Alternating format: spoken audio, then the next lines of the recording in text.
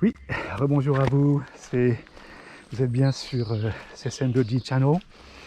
Et donc j'ai fait une première vidéo tout à l'heure et puis je continue ma petite randonnée.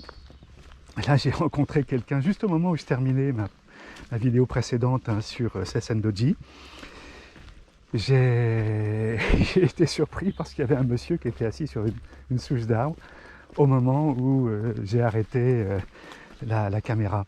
Et on a discuté pendant quelques minutes de la vie, de l'humanité, de l'avenir de l'humanité. C'était intéressant. On a parlé de l'origine du monde. Vous voyez, c'est incroyable parce que mon intention au départ, c'est de faire des randonnées philosophiques. Et puis je rencontre un monsieur là avec qui on a un peu philosophé sur l'origine du monde, sur l'avenir de l'humanité, sur la méchanceté humaine et le danger, le danger que représentent les êtres humains pour notre planète. On voit bien ce qui se passe depuis tant de siècles, tant de millénaires et aujourd'hui avec le comportement de certains pays, de certains dirigeants. Eh bien, donc la vie sur Terre est bien difficile, bien dangereuse. Bien, donc je continue mon petit bonhomme de chemin. Alors j'ai réfléchi un petit peu au thème que j'allais aborder suite à mon explication de la personne du Bodhisattva Sessendoji tout à l'heure, dans ma vidéo précédente. Et puis, je pense qu'on va procéder par ordre un peu chronologique, parce que revenir à l'origine du bouddhisme, alors ceux qui sont déjà bouddhistes ou qui s'intéressent au bouddhisme depuis longtemps, eh bien, connaissent bien tout ça, mais je m'adresse surtout à ceux et à celles qui ont des connaissances limitées et qui souhaiteraient en savoir davantage. Désolé, régulièrement vous voyez mes mains se balader parce que je chasse les bestioles ou les toiles d'araignée que je rencontre en chemin. Et donc en fait, l'origine du bouddhisme. Alors, les historiens ne sont pas toujours d'accord, peu importe, on n'est pas à quelques siècles près. Il se trouve que c'était il y a environ 3000 ans, entre 2500 et 3000 ans. Donc quelques siècles avant l'arrivée du Christ, au minimum 500 ans avant lui, ou au plus 1000 ans avant lui. Voilà, donc ça nous laisse une fourchette approximative, mais bon, on n'est pas à quelques siècles près quand on parle de 2500 ou 3000 ans, n'est-ce pas? Bien.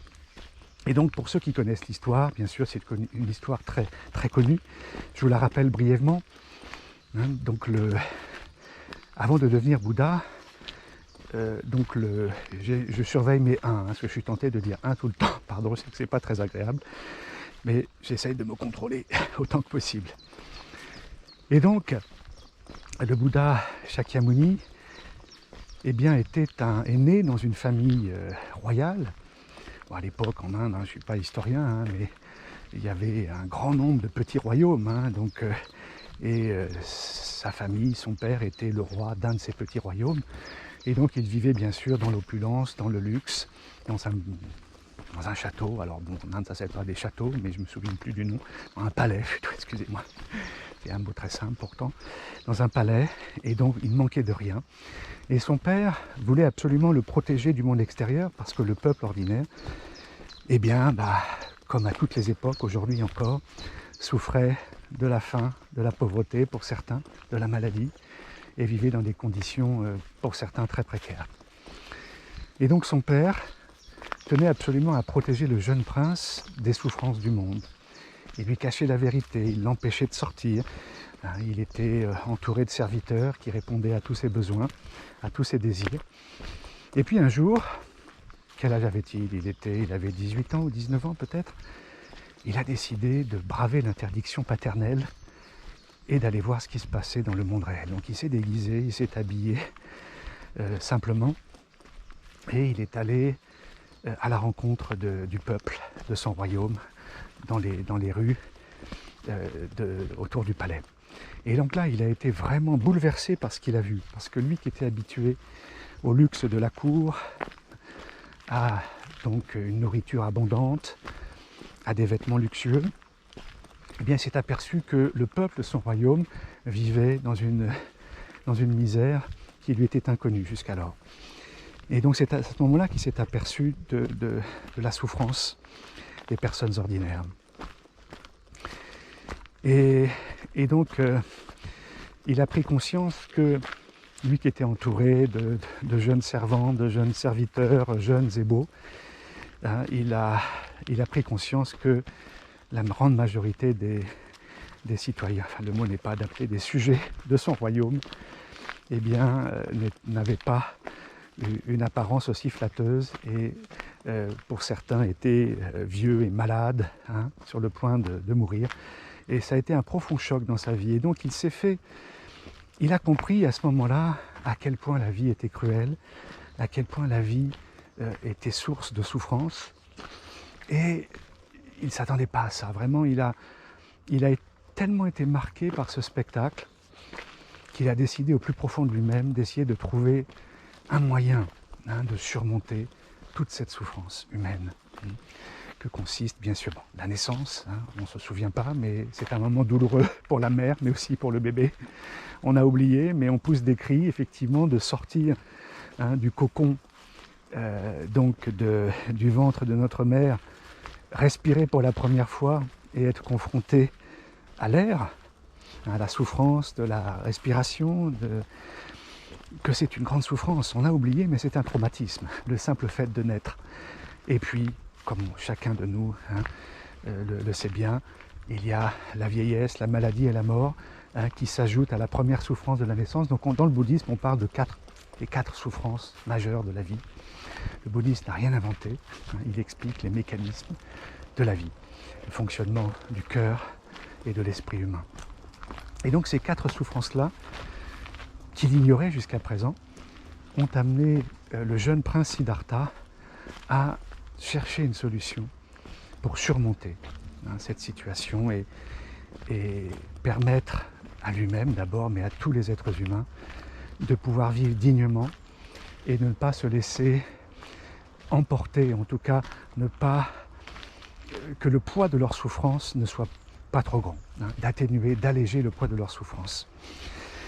Et donc, il a décidé donc de quitter le palais familial et de partir en quête de cette illumination, de cet éveil, de cette vérité suprême qui lui permettrait de transcender ce niveau de souffrance propre à la nature humaine, à la vie en général. Et c'est ainsi qu'il est parti. Et pendant de nombreuses années, il a pratiqué des austérités pénibles, illimitées. Il cherchait sa voie. Il n'avait pas encore trouvé la meilleure solution pour arriver à son but. Et donc, sa première réaction, c'était bien sûr, comme tout à chacun, de s'inspirer de ce qui se faisait à l'époque, des tendances de l'époque. Et à l'époque, beaucoup de gens qui, comme lui, aspiraient à un certain éveil spirituel, pratiquaient des méthodes austères très pénibles, hein, des privations de sommeil, de nourriture, ne vivaient que d'aumônes dans la forêt, méditaient en permanence. Et bien sûr, il a suivi cette voie-là pour voir ce que ça allait donner. Et il s'est aperçu, c'est là qu'il a découvert le principe de la voie du milieu, hein, le principe de ce qu'on appelle en japonais Chudo, c'est la voie du milieu, l'équilibre des forces, hein, ni trop ni trop peu, hein, ne pas aller pencher d'un extrême à l'autre, mais trouver cette harmonie, hein, cette voie du milieu, hein, qui permet de parvenir à une sagesse profonde, sans pour autant annihiler la conscience et le corps, sans pour autant mortifier notre corps comme c'était coutume de le faire à l'époque. Et donc, il a pris conscience de ça un jour alors qu'il méditait près d'une rivière et il n'avait pas mangé depuis longtemps, il avait privé son corps de nourriture, de sommeil, il était très affaibli, il était à bout de force. Et dans ces conditions-là, eh bien, c'est impossible de parvenir à l'éveil parce que l'esprit et notre esprit et notre corps sont si martyrisés par ce qu'on leur impose, eh bien qu'il n'y a pas de bonheur profond, il n'y a pas d'éveil possible dans ces conditions-là. Il n'y a que de la souffrance. Et il s'est aperçu de ça en écoutant un maître de musique qui, enseigner à son élève sur un petit bateau qui longeait la rive de la rivière sur laquelle il méditait.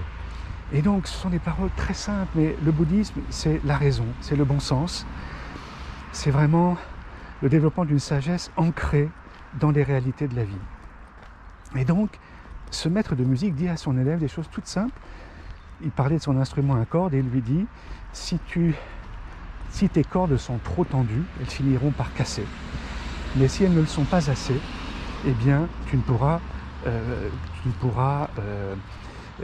ton instrument ne pourra faire aucun son mélodieux et agréable à l'oreille. » Et donc, à travers cette simple phrase, le prince Siddhartha a compris qu'il était dans l'erreur, qu'il était allé trop loin dans la mortification, dans l'austérité extrême. Et à partir de ce jour-là, il a décidé de pratiquer la voie du milieu. Et ce qui l'a conduit à l'éveil par la suite. On pourra en reparler dans une autre vidéo, ça commence peut-être à être un petit peu long. Ah, là on s'approche d'une route, désolé, c'est un peu bruyant. Je vais regagner un chemin un peu plus calme dans quelques instants. Juste pour terminer, avant d'entamer ma prochaine vidéo, j'aimerais bien sûr vous parler du bouddhisme de Nichiren Daishonin pour que vous puissiez comparer donc la vie du Bouddha historique, Shakyamuni, avec celle de Nichiren Daishonin. Vous savez que je pratique le bouddhisme de Nichiren Daishonin, mais ça ce sera l'objet d'une autre vidéo.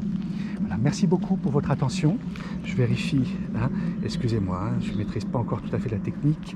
Merci à vous et à très bientôt. Bonne journée, au revoir.